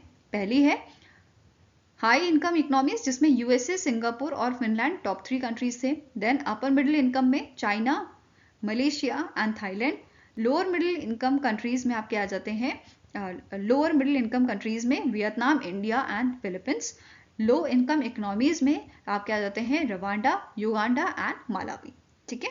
नाउ पोर्टुलन इंस्टीट्यूट जो है इसके स्टार्टिंग इन्फॉर्मेशन देख लेते हैं। इसके फाउंडर हैं आपके सुमित्रा दत्ता एंड ब्रूनो लैंडविन। इसका हेडक्वार्टर लोकेटेड आपका वॉशिंगटन DC में। ओके, नाउ बात करते हैं यहाँ पे इंडिया की। तो इंडिया की रैंक यहाँ पे 49 थी इस रैंकिंग में नेटवर्क रेडीनेस इंडेक्स 2024 में। अगर 2023 की बात करें तो इंडिया की यहाँ पे 60th रैंक हुआ करती थी, ठीक है। लास्ट ईयर 60th थी, अभी 49th रैंक है। और एशिया पैसिफिक रीजन में अगर हम कंपेयर करें तो इंडिया की जो है 12वीं रैंक थी एंड एशिया पैसिफिक रीजन में टॉप किया था आपका सिंगापुर ने। क्लियर है? नाउ इंडिकेटर्स जिसमें इंडिया ने टॉप किया है जैसे आपका हो गया AI artificial intelligence scientific publication first rank थी। ICT सर्विसेज एक्सपोर्ट में again first rank. AI talent concentration first rank थी। Then fibre to the home building internet subscription इसमें second rank. Then international internet bandwidth again second rank. और आपका mobile broadband internet traffic with in the country इसमें भी second rank थी। Whereas domestic market scale में third rank थी, India ने हासिल की है third rank. And annual investment in telecommunication services इसमें इंडिया की फोर्थ रैंक थी। वेयरएज स्ट्रॉन्ग परफॉर्मेंस जिसमें इंडिया ने दी है विच इज पब्लिक पिलर ये 29th इसमें पोजीशन थी इंडिया की, particularly in digitisation of business 36th rank थी। एंड डिजिटली स्किल्ड इंडिविजुअल्स में 17th रैंक थी इंडिया की। नेक्स्ट अब क्वेश्चन है name the personality who has won the Kamala Devi Chattopadhyay National Innovation Foundation Book Prize 2024। तो 2024 का Kamala Devi Chattopadhyay National Innovation Foundation Book Prize जो है वो इनमें से कौन से शख्स को दिया गया है? ये दिया गया है आपका अशोक गोपाल को। और इनकी बुक जो है apart the life and thought of BR Ambedkar, इस बुक के लिए इनको ये अवार्ड दिया गया है which is published by the Navayana and ये अनाउंसमेंट की गई थी by the New India Foundation. अगर अवार्ड सेरेमनी की बात करें तो ये आपका 14 दिसंबर को होगी बैंगलोर लिटरेचर फेस्टिवल में। और इस अवार्ड में आपका कैश प्राइज दिया जाता है एज अ अवार्ड। यहाँ पे कैश प्राइज दिया जाता है 15 लाख का with a trophy and a citation. अगर वहीं पे बात की जाए 2023 की, जो प्रीवियस ईयर ये अवार्ड किसे दिया गया था? अक्षय मुकुल को for his book writer rebel soldier lover the many life of Agyeya. Okay, next आपको क्वेश्चन है the first ever United Nations world conjoined twins day was observed on dash. तो फर्स्ट आपका डे है तो इंपॉर्टेंट हो जाता है, एग्जाम में पूछा जा सकता है, तो आंसर हो जाएगा ये हम ऑब्जर्व करते हैं 24 ऑफ नवंबर को। ठीक है, इस बार हमने इसे ऑब्जर्व किया था 24 ऑफ नवंबर को, और आगे से हम 24 ऑफ नवंबर को इस डे को हर साल ऑब्जर्व किया करेंगे। ठीक है, नाउ जो ये डे है इसका मेन एम क्या है कि हमें अवेयरनेस फैलानी है about the conjoint twins, supported their wellbeing and to promote their social inclusion. Fine, now जो यूनाइटेड नेशन जनरल असेंबली है इन्होंने रेजोल्यूशन पास किया था आपका 1 जुलाई 2024 को, ये डिक्लेयर किया था कि 24 ऑफ नवंबर को जो है आपका वर्ल्ड कॉन्जॉइंट ट्विन्स डे जो है ये आपका ऑब्जर्व किया जाएगा, और फर्स्ट वाला हमने 2024 में ऑब्जर्व किया। फाइन, और जो सऊदी अरेबिया है इसने होस्ट किया था पहला इंटरनेशनल कॉन्जॉइंट ट्विन्स कॉन्फ्रेंस 24 से 25 नवंबर को। कहाँ पे ये आपका ऑर्गेनाइज किया गया था? रियाद में। ठीक है, एंड द कॉन्फ्रेंस इज को hosted by the king Salman humanitarian add and relief centre and bye the ministry of national guard health affairs. Okay, now यहाँ पे जो फर्स्ट कॉन्जॉइंट ट्विन्स थे इनके बारे में भी देख लेते हैं, पूछा जा सकता है। तो पहले आपके फर्स्ट वेल नोन कोजॉइंट ट्विन्स जो थे इनका नाम है आपका है चैंग एंड एंग बंकर, जो आपका सीएम, बेसिकली इनका जन्म हुआ था सीएम में, जो अभी लोकेटेड है आपका थाईलैंड में। ओके, नाउ नेक्स्ट आपका क्वेश्चन है which country will host the 20th G20 summit which is scheduled for 22 to 23 नवंबर 2025। तो रिसेंटली अभी नवंबर में मतलब आपका G20 समिट होना है और इसका 20th एडिशन आपका रहेगा, और इससे होस्ट कौन करेगा? South Africa. ठीक है, साउथ अफ्रीका की आपकी सिटी है जोहानिसबर्ग। ठीक है, यहाँ पे ये आपका 20th एडिशन होगा। अगर प्रीवियस एडिशन की बात करें तो ये आपका ब्राज़ील ने होस्ट किया था, 19th एडिशन था, और रियो डी जेनेरियो में आपका हुआ था, जिसका थीम था building a just world and sustainable planet. अगर 18वें एडिशन की बात करें तो 2023 में ये हुआ था न्यू दिल्ली में, and its theme was one earth one family one future. Okay, next आपका क्वेश्चन है which of the following Indian banks is not a signatory to the partnership for carbon accounting financial, that is PCAF। PCAF क्या है? एक global initiative है जिसका काम क्या होता है कि जो आपके ग्रीन हाउस गैस एमिशन है इसको बेसिकली, इसके मेजर्स को बेसिकली ये कैलकुलेट करता है। ठीक है, जैसे फॉर एग्जांपल XYZ बैंक है। ठीक है, अब XYZ बैंक जो है ये इन्वेस्टमेंट कर रहा है आपकी किसी सीमेंट फैक्ट्री में। ठीक है, बेसिकली ये लोन प्रोवाइड कर रहा है।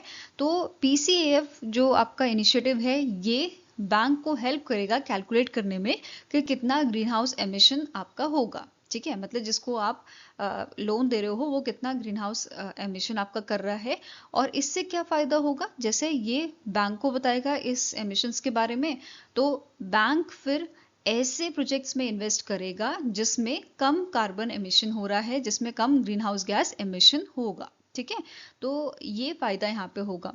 अब क्वेश्चन पे वापस आते हैं। क्वेश्चन क्या बोल रहा है, इनमें से कौन सा आपका इंडियन बैंक है जिसने बेसिकली साइन नहीं किया है partnership for carbon accounting financial को, PCAF को? तो answer here is option number C, that is Canara bank ने नहीं किया है। अब यहाँ पे एक और क्वेश्चन आपका बन सकता है, कौन सा पहला आपका मेजर इंडियन बैंक था जिसने आपका PCAF जो है, जो आपका पार्टनरशिप फॉर कार्बन अकाउंटिंग है, इसको साइन किया था? तो answer here is union bank of India. ये आपका मेजर इंडियन बैंक था जिसने सबसे पहले इस इनिशिएटिव को साइन किया था। ठीक है, अब कौन कौन सी ऑर्गेनाइजेशन है जिसने इसे साइन किया है? जैसे यस बैंक ने साइन किया हुआ है, L&T फाइनेंस ने, state bank of India, UCO bank, Indian overseas bank, PNB, bank of Baroda, IDFC first bank, union bank of India, ठीक है, Caspian impact investment private limited और ESAF स्मॉल फाइनेंस बैंक। तो ये आपके इंडिया के financial institution हैं जिन्होंने इस इनिशिएटिव को साइन किया हुआ है। फाइन, नाउ नेक्स्ट क्वेश्चन है the JCB Prize for Literature, India's most prestigious and highest paying literary award, has recently been officially discontinued. तो in month of June ये discontinue किए गए थे awards, और इसका लास्ट एडिशन आपका था 7th एडिशन जो 2024 में दिया गया था। Now question here is who won the 7th edition of JCB prize for literature for Lorenzo searchers for meaning of life. इस बुक के लिए इनमें से कौन से ऑथर हैं जिनको ये अवार्ड दिया गया है? तो answer is option number A, that is Upamanyu Chatterjee. इनको ये 7th एडिशन का अवार्ड मिला था। ये बुक पब्लिश की गई थी स्पीकिंग टाइगर बुक्स द्वारा। ठीक है, अब बात करें अगर प्राइस की, तो यहाँ पे जो विनिंग ऑथर है उसको 25 लाख का अवार्ड दिया जाता है। ठीक है, जो ट्रांसलेट करता है, अगर ट्रांसलेटेड बुक होगी तो उसमें ट्रांसलेटर को 10 लाख का अवार्ड दिया जाएगा। अगर शॉर्टलिस्टेड ऑथर जो होंगे उनको 1 लाख का अवार्ड दिया जाता था, और जो ट्रांसलेटर शॉर्टलिस्टेड होंगे उनको 50,000 का अवार्ड यहाँ पे दिया जाता था। ठीक है, अब ये जो अवार्ड है इसकी शुरुआत कब हुई थी? 2018 में की गई थी। इसे 2025 में डिसकंटिन्यू किया गया है और 7 एडिशन मतलब 7 बार यहाँ पे ये प्राइज दिया गया है। ठीक है, नेक्स्ट आपका क्वेश्चन है as per the NITI Aayog report which among the following mineral should be declared as a critical mineral. तो इनमें से कौन सा मिनरल है, इनमें से कौन सा ऑप्शन है जिसे हमें डिक्लेयर कर देना चाहिए क्रिटिकल मिनरल, ऐसा नीति आयोग ने अपनी रिपोर्ट में बताया है। तो it is your cooking coal. Answer यहाँ पे आपका है कुकिंग कोल। और इंडिया जो है लार्जेस्ट इंपोर्टर है आपका कुकिंग कोल का, और फाइनेंशियल ईयर 2024 में हमने इंपोर्ट किया है 58 million tons of cooking coal. और सबसे ज़्यादा जो हमें कुकिंग कोल सप्लाई करती हैं ये कंट्रीज आ जाती हैं ऑस्ट्रेलिया, USA और रशिया। ये क्लियर है? साथ में ये भी नोट कर लो कुकिंग कोल को मेटलर्जिकल कोल भी कहा जाता है। नाउ नीति आयोग की बात करते हैं तो इसके करंट CEO कौन है? इनका नाम है BVR सुब्रमण्यम। चेयरपर्सन है इसके PM नरेंद्र मोदी जी, और इसे 2015 में स्टैब्लिश किया गया था। और यहाँ पे आप लिस्ट देख सकते हो 30 क्रिटिकल मिनरल्स की जो गवर्नमेंट ऑफ इंडिया द्वारा रिलीज की गई थी। क्लियर है? नेक्स्ट आपका क्वेश्चन है as per the NITI Aayog report which among the following mineral should be declared as a critical mineral. तो इनमें से कौन सा मिनरल है, इनमें से कौन सा ऑप्शन है जिसे हमें डिक्लेयर कर देना चाहिए क्रिटिकल मिनरल, ऐसा नीति आयोग ने अपनी रिपोर्ट में बताया है। तो it is your cooking coal. Answer यहाँ पे आपका है कुकिंग कोल। और इंडिया जो है लार्जेस्ट इंपोर्टर है आपका कुकिंग कोल का, और फाइनेंशियल ईयर 2024 में हमने इंपोर्ट किया है 58 million tons of cooking coal. और सबसे ज़्यादा जो हमें कुकिंग कोल सप्लाई करती हैं ये कंट्रीज आ जाती हैं ऑस्ट्रेलिया, USA और रशिया। ये क्लियर है? साथ में ये भी नोट कर लो कुकिंग कोल को मेटलर्जिकल कोल भी कहा जाता है। नाउ नीति आयोग की बात करते हैं तो इसके करंट CEO कौन है? इनका नाम है BVR सुब्रमण्यम। चेयरपर्सन है इसके PM नरेंद्र मोदी जी, और इसे 2015 में स्टैब्लिश किया गया था। और यहाँ पे आप लिस्ट देख सकते हो 30 क्रिटिकल मिनरल्स की जो गवर्नमेंट ऑफ इंडिया द्वारा रिलीज की गई थी। क्लियर है? नेक्स्ट आपका क्वेश्चन है which ministry has launch the e-Sankhyiki portal to facilitate seamless access to official statistics in India. E-Sankhyiki portal जो है ये लॉन्च किया गया है ministry of statistics and programme implementation के द्वारा। आप इसे सिंपली कैसे याद रख सकते हो? सांख्यिकी जो है ये आपका हिंदी वर्ड है स्टैटिस्टिक के लिए। ठीक है, स्टैटिस्टिक्स हम बोलते हैं ना, इसको अगर हिंदी में बोला जाए तो ये होता है सांख्यिकी। तो ई सांख्यिकी पोर्टल यहाँ पे लॉन्च किया गया है ministry of statistics and programme implementation के द्वारा। और ये जो पोर्टल है क्यों लॉन्च किया गया है? ताकि जो ऑफिशियल स्टैटिस्टिक्स हैं उनको आप इजीली एक्सेस कर पाए। ठीक है, ये क्लियर हुआ? नाउ यहाँ पे ministry of statistics and programme implementation के मिनिस्टर पूछे जा सकते हैं। मिनिस्टर ऑफ स्टेट कौन है? इनका नाम है Rao Inderjit Singh. Okay, next question है the union minister has launch the Bal Vivah Mukt Bharat campaign to eradicate child marriage and to empower youth girls across the nation. तो इस कैंपेन को लॉन्च किया था अन्नपूर्णा देवी ने, जो यूनियन मिनिस्टर है ministry of women and child development की। Here answer is option number A. और ये जो कैंपेन है ये कैंपेन आपका फोकस करता है 7 हाई बर्डन स्टेट्स में। कौन कौन से स्टेट्स हैं ये? वेस्ट बंगाल हो गया आपका, बिहार हो गया, झारखंड, राजस्थान, त्रिपुरा, असम एंड आपका आंध्र प्रदेश। ओके, साथ में ही ये इंडिया के 300 डिस्ट्रिक्ट्स पे फोकस कर रहा है जहाँ पे चाइल्ड मैरिज रेट जो है वो आपका नेशनल एवरेज से ज़्यादा है। ठीक है, अब इस कैंपेन का मेन एम क्या है? हमें जो चाइल्ड मैरिजेस हैं उसकी जो परसेंटेज है, उसकी जो प्रिवलेंस है वो हमें 5% से कम करनी है बाय द ईयर 2029। तो ये टारगेट याद रखना है। साथ में ही यहाँ पे बताया गया है कि जो चाइल्ड मैरिजेस हैं वो 2006 से अगर कंपेयर करें हम 2021 तक का डेटा यहाँ पे कंपैरिजन के लिए दिया गया है कि 2006 में 47.4% का यहाँ पे रेट था, ठीक है, चाइल्ड मैरिजेस का, कि इतनी ज़्यादा चाइल्ड मैरिजेस यहाँ पे हो रही थी। वेरस 2021 का डेटा अगर हम देखें, 2019, 20 और 21 का डेटा, तो यहाँ पे परसेंटेज हमें 23.3% देखने को मिला है, ठीक है। साथ में ही ये जो कैंपेन है it is align with the India का जो आपका विजन है 2047 का, विच इज़ विकसित भारत, तो उसके साथ ही ये आपका काम कर रहा है, ठीक है। एंड ये स्ट्रिक्टली हमें रोकता है, प्रोहिबिटेड करता है कि गर्ल्स की एज जो आपकी है, ठीक है, गर्ल्स की एज शादी के लिए क्या है 18 ईयर्स और बॉयज़ की क्या है 21 ईयर्स। अगर इससे कम कोई जो है गर्ल्स एंड बॉयज़ जो है शादी करते हैं या उनकी शादी करवाई जाती है तो वो आपका पनिशेबल है, उस पर पेनल्टीज आपको देनी पड़ेंगी, ठीक है। तो ये चीज़ बोला गया है कि यहाँ पे जो चाइल्ड मैरिजेस हैं बेसिकली वो यहाँ पे उसकी मनाही यहाँ पे है, ठीक है। साथ में ही इस इवेंट में child marriage free Bharat portal launch किया गया था, जहाँ पे आप जो है कंप्लेन कर सकते हो, कंप्लेन फाइल कर सकते हो और सारी डिटेल यहाँ पे एक्सेस आप कर सकते हो, ओके। नेक्स्ट क्वेश्चन है identify the Cambridge dictionary word of the year 2024। तो कैम्ब्रिज डिक्शनरी ने वर्ड ऑफ द ईयर 2024 के लिए कौन सा आपका सेलेक्ट किया है? इट इज योर मैनिफेस्ट, ठीक है। आंसर यहाँ पे क्या हो जाएगा? Option number A, that is manifest, okay. Next question है name the digital platform that was recently launch by the Indian army for officers training. तो आपका एकलव्य मॉडल जो है, एकलव्य प्लेटफॉर्म जो है वो इंडियन आर्मी ने रिसेंटली लॉन्च किया है। किस चीज़ के लिए? जो इंडियन आर्मी के ऑफिसर्स हैं उनको ट्रेन करने के लिए। क्लियर है? तो इस प्लेटफॉर्म का नाम क्या है? डिजिटल प्लेटफॉर्म का एकलव्य। फाइन। अब जो ये प्लेटफॉर्म है इसे डेवलप किया गया है under the Shimla based headquarter army training command with the support from army war college. तो जो एसेंशियल सपोर्ट था ये प्रोवाइड किया गया था आर्मी वॉर कॉलेज द्वारा। एंड जो बाइसेग एन है, Bhaskaracharya national institute of space application and geoinformatics, इन्होंने इस प्लेटफॉर्म को क्रिएट किया है एट अ नो कॉस्ट। तो ये इंपॉर्टेंट है। साथ में ही इसे होस्ट किसने किया था? आर्मी डेटा नेटवर्क द्वारा इसको होस्ट किया गया था। इसमें, इस प्लेटफॉर्म में 90 कोर्सेज जो हैं, 96 कोर्सेज जो हैं ये आपके जो है प्रोवाइड किए जाएंगे 17 कैटेगरी में।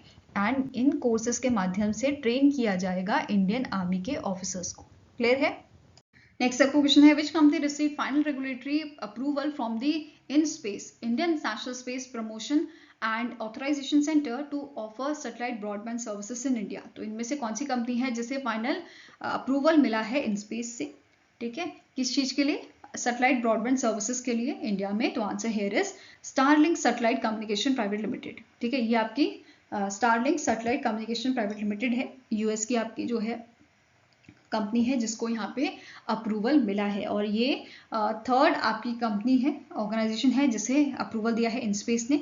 एक आपकी है एटलसेट वनवेब, दूसरी है रिलायंस जियो SES जॉइंट वेंचर जो है। ठीक है, इसको यहाँ पे पहले ही अप्रूवल दिया जा चुका है। नाउ जो अप्रूवल है, इस अप्रूवल के तहत जो स्टारलिंक सैटेलाइट है ये ऑपरेट करेंगे स्टारलिंक Gen 1 सैटेलाइट सिस्टम आपके non Indian Jio stationery orbit and non Jio stationery orbit दोनों में।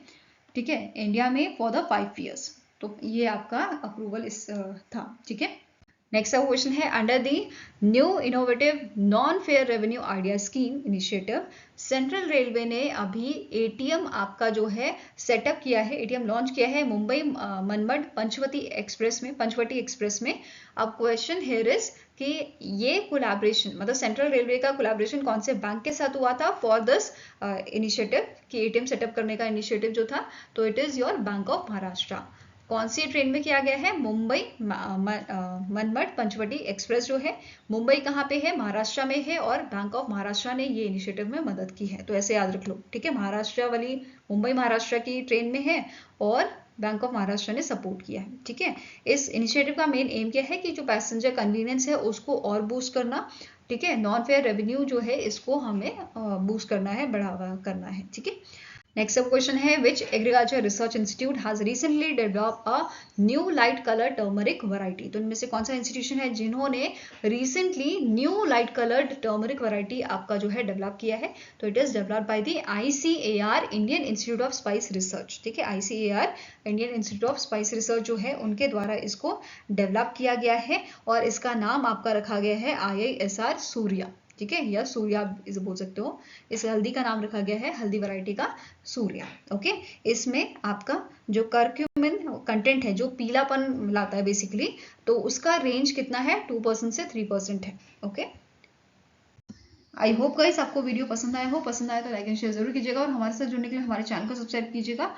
अगर आपके कुछ सजेशन है तो आप हमें मेल कर सकते हो benchmarkstudy007@gmail.com पे, या फिर आप हमें कमेंट सेक्शन में भी लिख सकते हैं। सो मिलेंगे नेक्स्ट वीडियो के साथ।